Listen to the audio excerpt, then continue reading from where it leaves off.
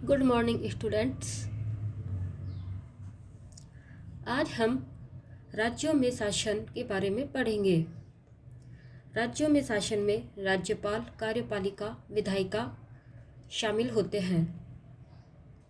राज्यों में शासन में हम आज पढ़ेंगे राज्यपाल के बारे में।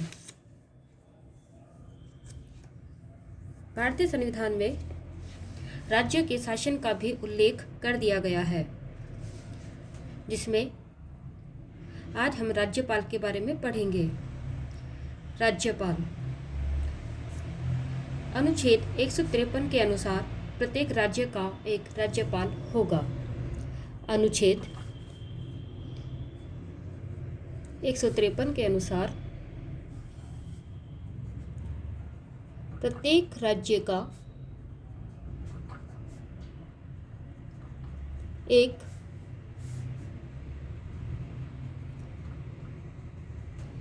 राज्यपाल होगा।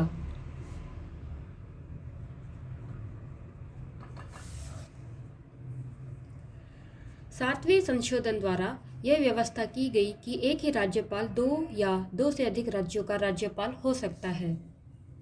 भारत में सातवां संशोधन किया गया। सातवां संविधान संशोधन किया गया, जिसके तहत कहा गया कि एक राज्यपाल दो या दो से अधिक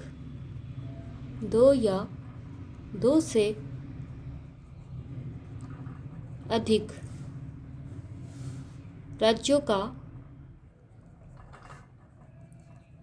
राज्यपाल हो सकता है।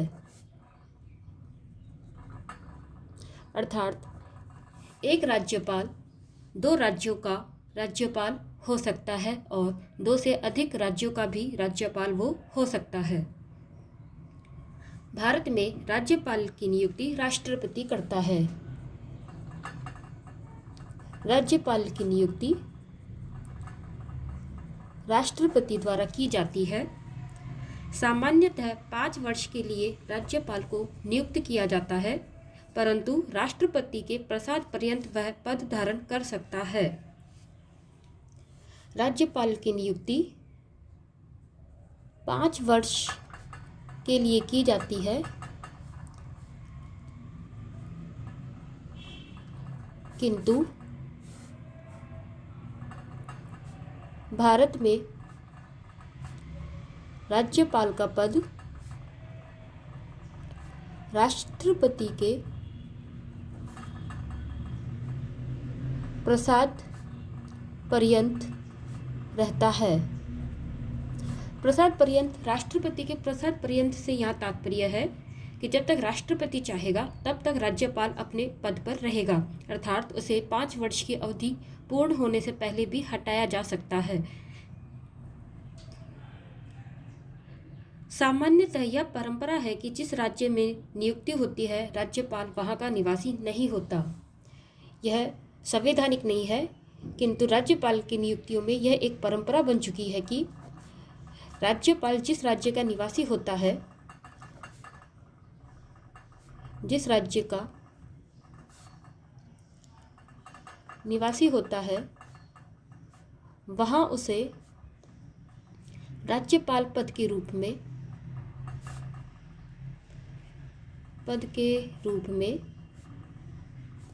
नियुक्ति नहीं दी जाती।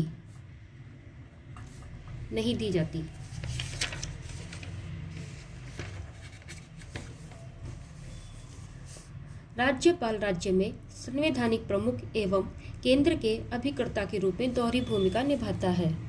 राज्यपाल की दोहरी भूमिका होती है।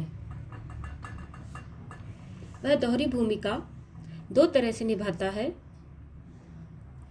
पहली, राज्य में संवैधानिक प्रमुख के रूप में, और दूसरी, केंद्र के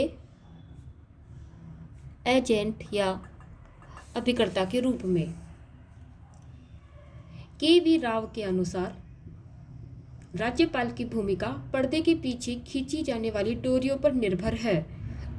उसकी नियुक्ति या पदच्युति में राज्यों की कोई भूमिका नहीं है। केवी राव ने जो बात कही है कि राज्यपाल की भूमिका पर्दे के पीछे खींची जाने वाली डोरियों पर निर्भर है, इसका अर्थ है कि वह केंद्र के एजेंट या अभिकर्ता के रूप में कार्य करता है। केंद्र राज्यपाल को निर्देश देता है और राज्यपाल उसी के अनुसार कार्य करता है। राज्यपाल की नियुक्ति या पदच्युति में राज्यों की कोई भूमिका नहीं होती। यह पूर्णतः केंद्र पर निर्भर होती है। राज्यपाल को पदावधि की सुरक्षा भी प्राप्त नहीं होती, अर्थात केंद्रीय सरकार जब चाहे तब उसे हटा सकती है। अर्थात राज्यपाल को पदावधि की सुरक्षा प्राप्त नहीं है। उसे कभी भी केंद्र सरकार हटा सकती है। इस प्रकार उसके द्वारा तटस्थ भूमिका निभा सकने की संविधान में कोई दिशा ही नहीं है। चूंकि केंद्रीय सरकार उसे कभी भी हटा सकती है, अतः राज्यपाल तटस्थ भूमिका या तटस्थ निर्णय अपने नहीं ले पाता। अनुच्छेद 157 के अनुसार 35 वर्ष की आयु पूरा कर चुका कोई भी भारत का नागरिक राज्यपाल बनने के लिए अर्हत है। राज्यपाल पद पर बनने की आयु है 35 वर्ष। भारत का कोई भी नागरिक जिसने 35 वर्ष की आयु पूरी कर ली हो, वह राज्यपाल का पद अर्हित कर सकता है। उसे लाभ के पद अथवा संसद या विधानसभा का सदस्य नहीं होना चाहिए। राज्यपाल को प्राप्त उन्मुक्तियां।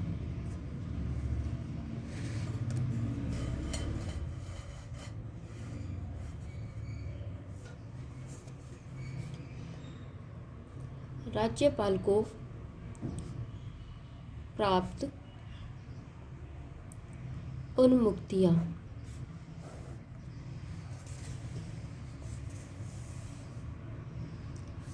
अनुच्छेद 361 के अनुसार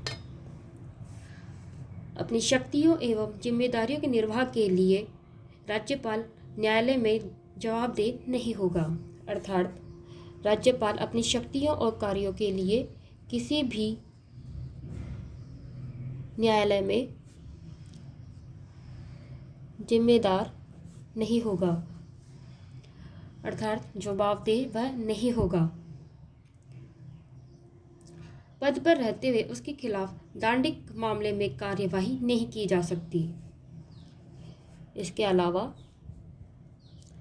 पद पर रहते हुए अगर उसके खिलाफ कोई दंडिक मामले में कार्यवाही हो रही है तो वह नहीं की जा सकती, अर्थात उसे कोई दंड नहीं दिया जा सकता, दांडिक कार्यवाही नहीं हो सकती। पद पर रहते हुए इसके खिलाफ गिरफ्तारी वारंट या कारावास के आदेश भी नहीं दिए जा सकते। अर्थात पद पर अगर व्यक्ति राज्यपाल पद के रूप में है तो उसे गिरफ्तार नहीं किया जा सकता और न ही उसके खिलाफ वारंट जारी किया जा सकता है। राज्यपाल को प्राप्त ये 3 उन्मुक्तियां हैं। अर्थात राज्यपाल को भारत में अनुच्छेद 361 के अनुसार कुछ उन्मुक्तियां प्राप्त हैं। उन उन्मुक्तियां अर्थात उसे पद पर रहते हुए उसके खिलाफ कोई कार्यवाही नहीं की जाएगी। उन्मुक्तियों का यहाँ अर्थ है उसे राज्यपाल अपने पद पर जब है तो उसे कुछ प्रक्रियाओं से, कुछ कार्यों से छूट दी गई है, जिनमें सर्वप्रथम आता है कि राज्यपाल किसी भी न्यायालय में अपने कार्य एवं शक्तियों के लिए जिम्मेदार नहीं है, जवाबदेह नहीं है। वह जो भी कार्य करता है उसके लिए न्यायालय में उसे जवाबदेही से उन्मुक्त रखा गया है, स्वतंत्र रखा गया है। इसके अलावा यदि कोई आपराधिक मामला उसके खिलाफ चल रहा है तो राज्यपाल के पद पर रहते हुए कोई दांडिक कार्यवाही नहीं की जा सकती, अर्थात उसे कोई दंड नहीं दिया जा सकता। इसके अलावा जब व्यक्ति राज्यपाल के पद पर कार्य कर रहा है तो उसके खिलाफ कोई गिरफ्तारी वारंट भी जारी नहीं किया जा सकता। इसके अलावा उसे कारावास के आदेश भी नहीं दिए जा सकते। कारावास के आदेश भी आदेश भी नहीं दिए जा सकते हैं। इस तरह से राज्यपाल को कुछ उन्मुक्तियां भी प्राप्त हैं। यह राज्यपाल का पार्ट फर्स्ट है। धन्यवाद।